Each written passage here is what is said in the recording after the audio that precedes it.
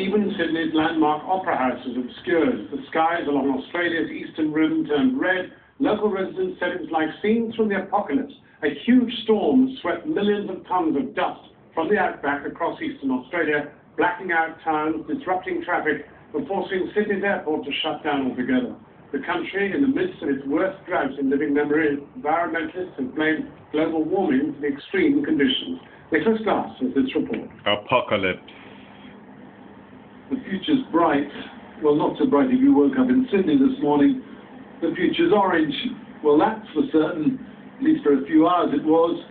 The entire city had a murky, reddish tint this morning, as if someone had slipped an orange gauze over the camera lens. Somewhere in there you can just about make out the silhouette of the Sydney Opera House. The views of Sydney Harbour Bridge had a painterly quality about them. The cyclists paused to take a photograph. With a vast desert interior, Australians know all about dust storms. They're not used to them reaching their great cities on the eastern seaboard. This was the worst dust storm in living memory in Sydney. Commuters walked into a mildly choking haze. The thing that struck me most, I think, is just the amazing colour, the redness of everything, and the fact that persisted for several hours. The visibility dropping to only a few hundred metres really was an amazing sight, I think, in a major urban area like Sydney.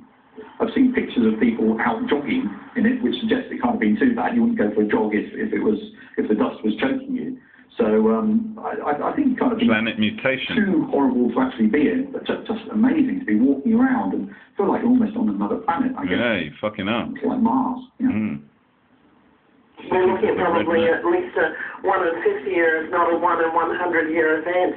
Australia has been in the grip of drought for well over a decade now. I guess now really the chickens are coming home to roost. Chickens are coming home to roost. Sydney was just bathed in this orange light and dust.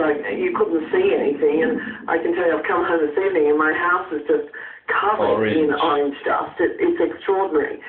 It's got through every nook and cranny, every window crack. And it's just covering everything. It's staggering what's happened. The satellite photo shows the great dust storm filtering through the cloud cover. It stretches for hundreds of miles, sweeping eastwards, directly over Sydney and out to sea. We do see frequent dust storms travelling across New South Wales in dry times when winds do pick up topsoil, but to actually carry right across the Great Divide into Sydney in such quantity, I've never seen it before.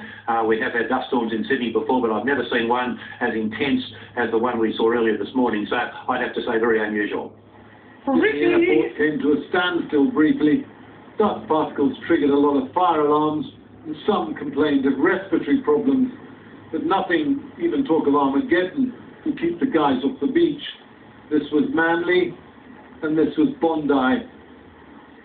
Surf was up, red or not. Nicholas Glass reporting. Freaky shit. News in his debut at the... Freaky shit.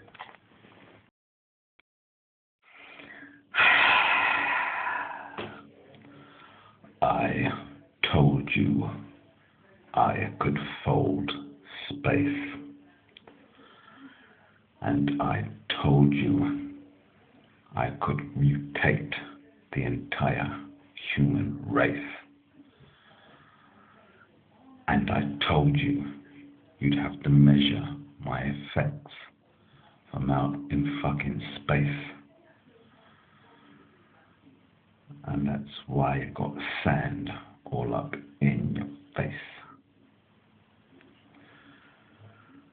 I told you I could fold space,